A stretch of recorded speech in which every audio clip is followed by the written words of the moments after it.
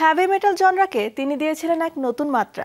70-এর দশকে জনপ্রিয় rock band black সাবাথের অগ্রদূত হিসেবে পরিচিত পান ওজি অসবর্ন, তবে একক ক্যারিয়ারও পেয়েছিলেন মাল্টি প্ল্যাটিনাম মর্যাদা।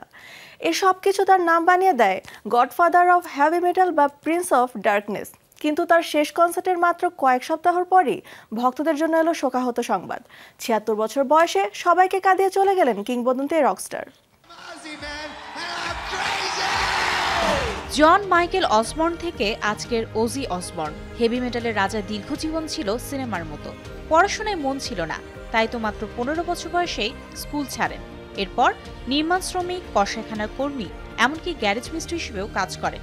চুরি করে কিছুদিন জেলেও ছিলেন, কিন্তু সঙ্গীত ছিল তার রক্তে। কিশোর বয়সেই দ্য বিটলস ব্যান্ডের ভক্ত হয়ে ওঠেন ওজি। এক সাক্ষাৎকারে বলেছিলেন কিভাবে স্ট্রিট পারফর্মারকে দেখে দেখে গিটার বাজানো শিখেছিলেন তিনি। 60-এর দশকের শেষ দিকে গিটারিস্ট টনি ইয়োমি, বেসিস্ট গিজার বাটলার ও ড্রামার বিল ওয়ার্ডের সঙ্গে অসবর্ন গড়ে তোলেন ব্যান্ড ব্ল্যাক সাবাথ। শুরু হয় হেভি মেটালের পথ চলা। 1970 সালে মুক্তি পায় তাদের ডেবু অ্যালবাম। এরপর একে একে আসে প্যারানয়েড, মাস্টার অব রিয়ালিটির মতো বহু প্লাটিনাম হিট।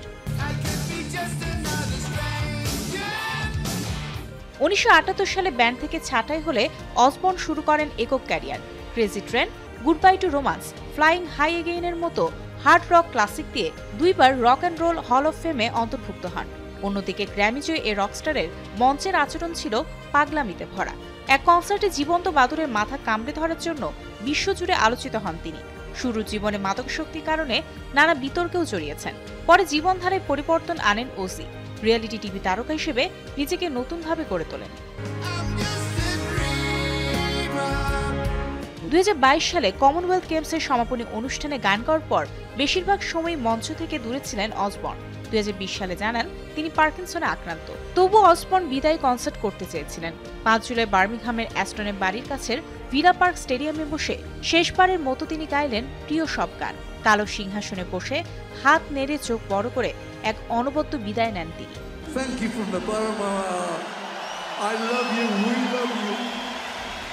অসবর্নের মৃত্যুর খবরে শোক প্রকাশ করেছেন রোলিং স্টোনসের Ronnie Wood, Metallica, Sammy Hagar, Brian May, Billy জোর মতো তারকারা।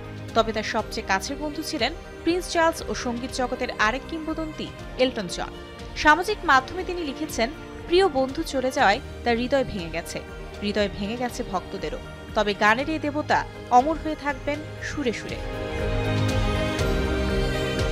Mario Sen, showbiz tonight.